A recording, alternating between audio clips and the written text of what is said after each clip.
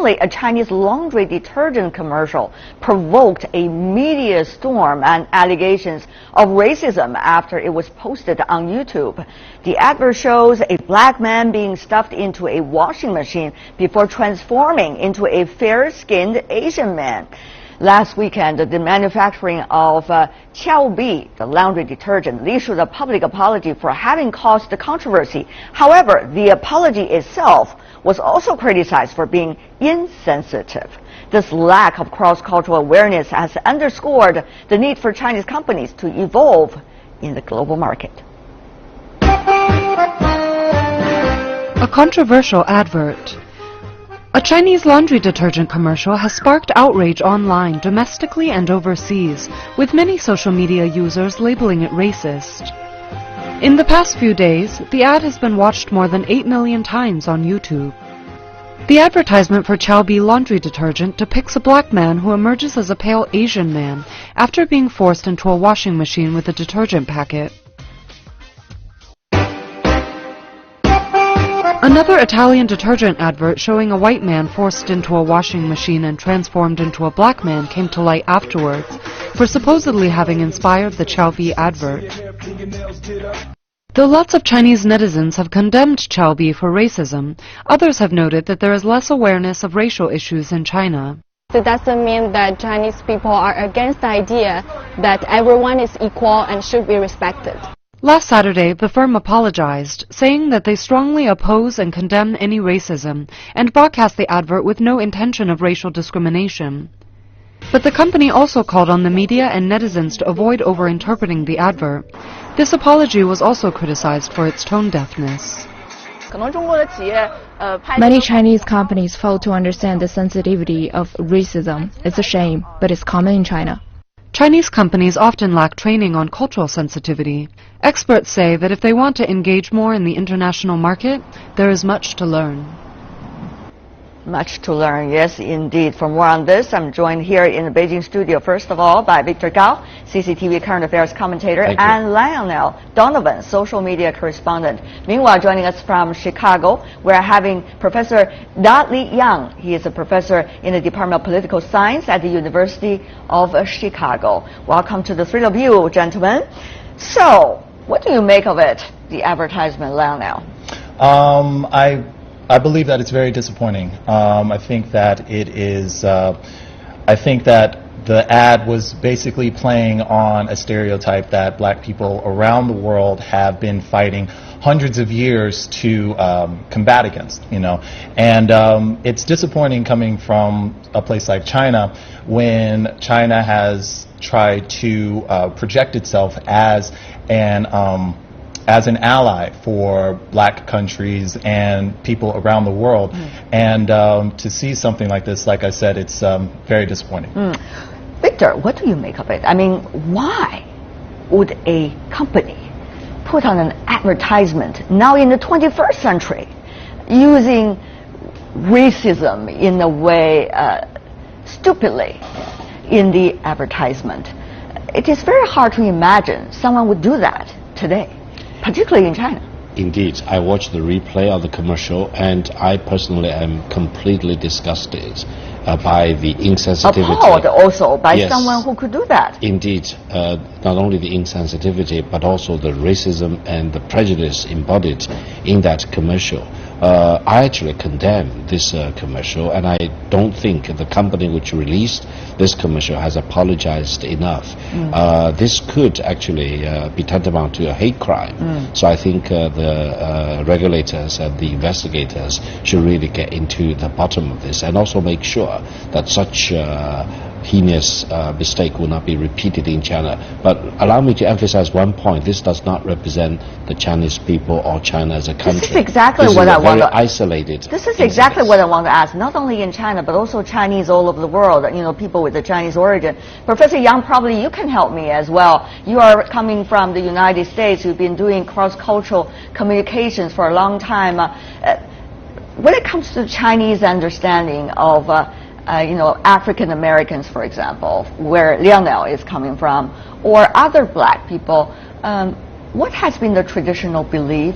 How do Chinese traditional looking at the other races Is this commercial a stupid, sporadic case, or is it a reflection of a national or a racial attitude that the Chinese all over the world have about the others? Well, that's an extremely complicated question. It is. Because historically, you go back into Chinese dynasties, for example, the Han Chinese were ruled by, for example, the Mongols, the Manchus, and of course, also even in the Tang Dynasty, the rulers were not Han Chinese. So China actually in the past had been pretty diverse as far as the local people are concerned.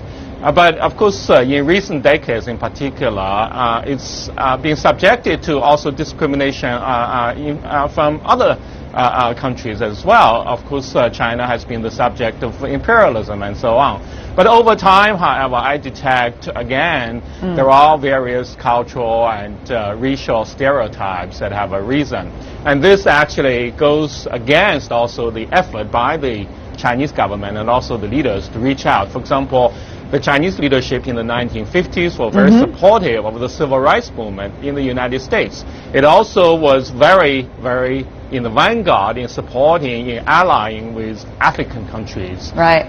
So in that sense, actually, the leadership has been saying the right things, has been doing the right things.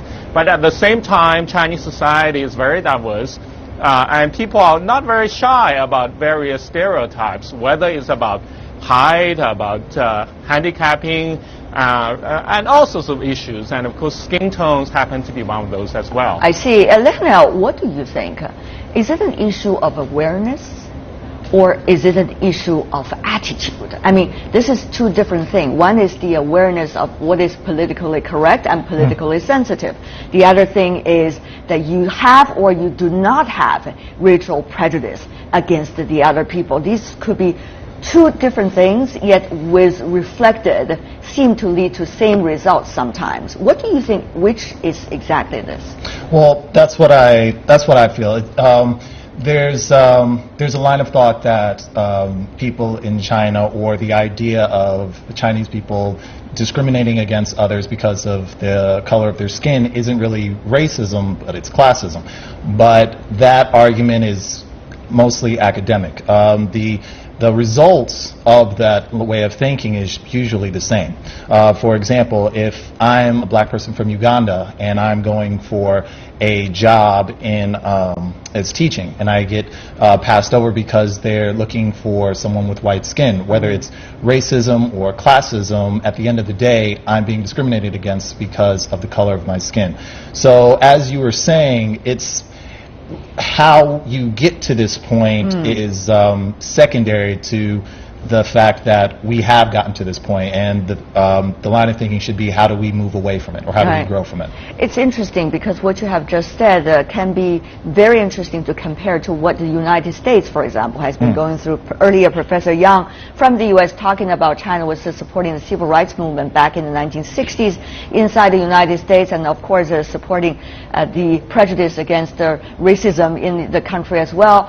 It is not rare, Professor Yang, I mean now even in the United States, that some states are still having certain kinds of policies which can be identified as racially prejudicial toward the African Americans or black Americans. But of course, those are the internal politics inside the U.S. But when you look at China's attitude, what can China learn from this evolvement of social movement? For example, inside the U.S., for example, the independence movement of the African countries back in the 60s and 80s. How much can China learn to raise the awareness, not only for the people, but also really for these businesses, which is getting ever more global, Professor?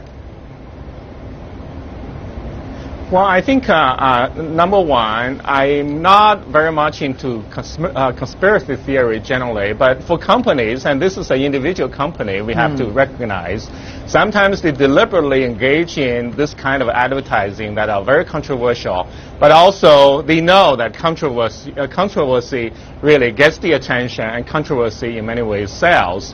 And that's actually, in many ways, the company is getting a lot of free advertising by actually stoking the fires of controversy. But that's also precisely, and what you're doing, for example, is doing the right thing in terms of engaging the public, engaging people from different backgrounds and so on to discuss the issue. I've also looked at the discussions on Weibo and so on. There are many Chinese who are very critical of the ad, and I think that's a very healthy sign of a society that's willing to recognize that there is an issue, this lack of sensitivity, that Chinese companies today do not live in an isolated world, that they are part of the world as already. In the past, there are a lot of things that happen in China. People think that, we are just in China. People in other countries don't read Chinese, can't understand us, and therefore it's not an issue. But that's no longer the case. So in that sense, actually, and it's not just about the issue of the color tone, but also on many other issues, Chinese society have to discuss them, engage them, sometimes engage in lawsuits and other things in order to force changes. Yes, indeed. As you said, Professor Yang, there has been an enormous amount of uproar, even in China. That's why we are putting this as one of the important topics for our show today, to talk about whether there's racism in China, and if there is to a certain amount, how shall we face them. In fact, there has been different stories being told in so many different medias, and some of the previous racially discriminative materials have also been used to showcase to people what shouldn't be the case anymore today. Let's take a look at some of those excerpts of materials used decades ago to understand why the Chinese need to be very much aware of this issue. Take a look at this. This Swedish commercial, which dates back to the 1920s, has a similar plot. A woman seems to dislike an African man, but after he is washed white, she is happy. A similar idea can be found in these pictures too. Every one of these has the same idea. Of course, those are racially discriminative advertisements used decades ago. And now we're criticizing this very stupid advertisement coming from one Chinese detergent company. But you know, Victor, what Dali said just now is interesting because he was trying to suggest maybe this company was trying to play with racism to raise their profile among the public. Of course, whether it's positive or negative is another thing.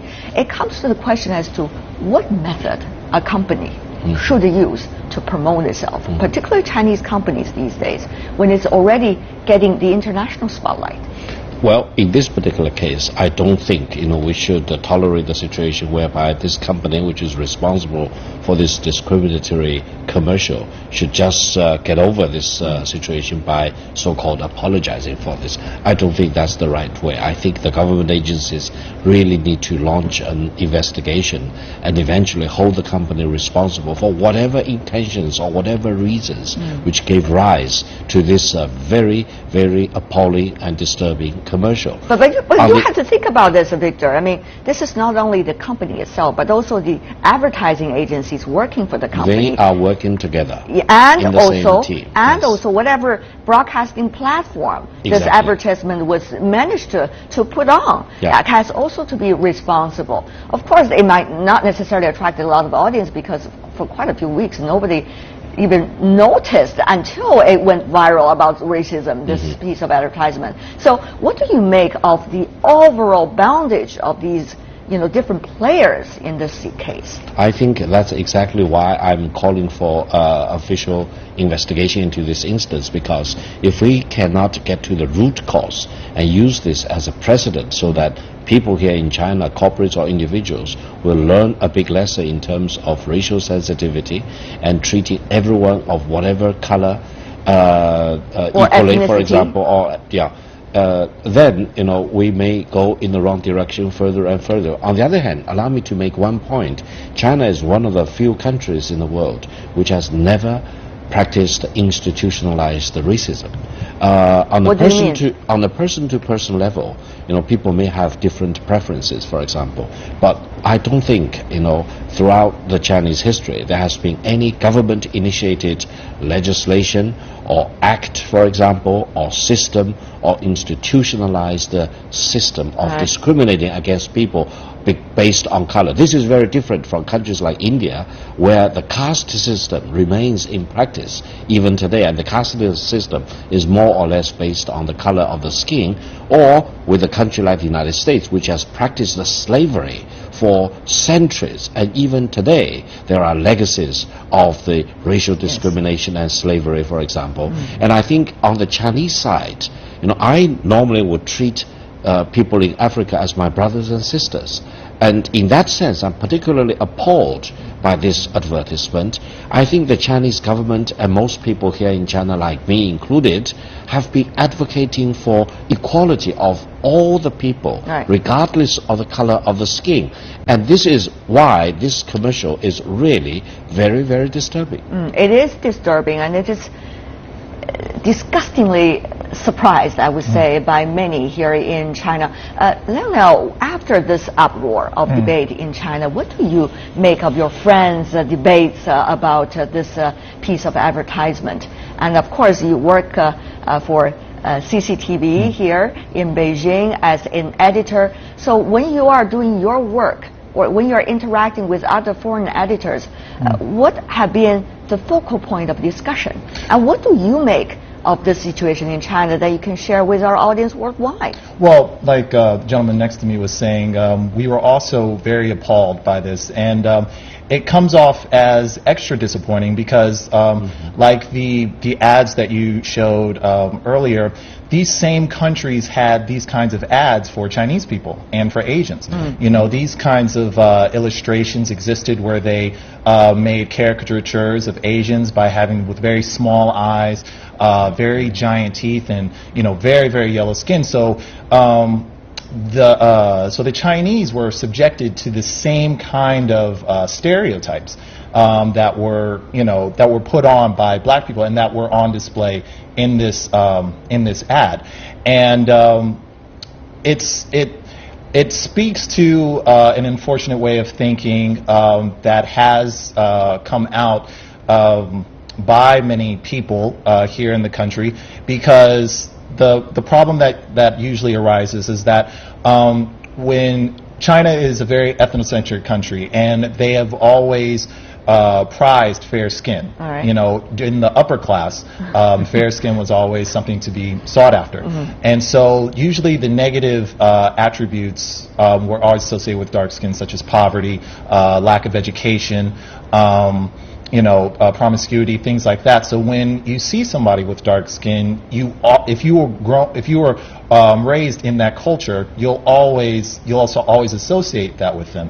And so when you're confronted with things like this, it reminds you that with all of the progress that China has made in regards to reaching out to African nations and just black nations as a whole, as far as investment, as far as supporting them in liberation movements back in the 50s and 60s, there's still more work to be done. All right. Professor Yang, Dali, let me ask you this.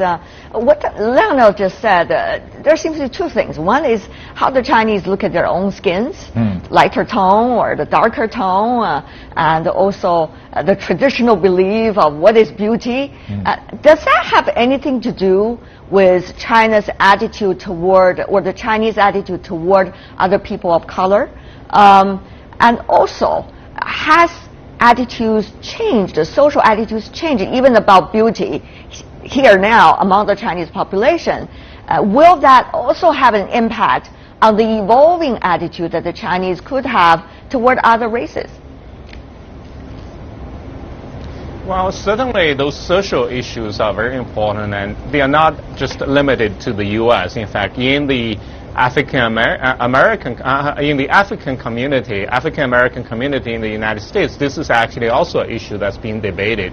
And the fact that there are many people who prefer fairer skin, and the beauty industry has also played to that theme in many ways, actually advertising for various cosmetics and so on.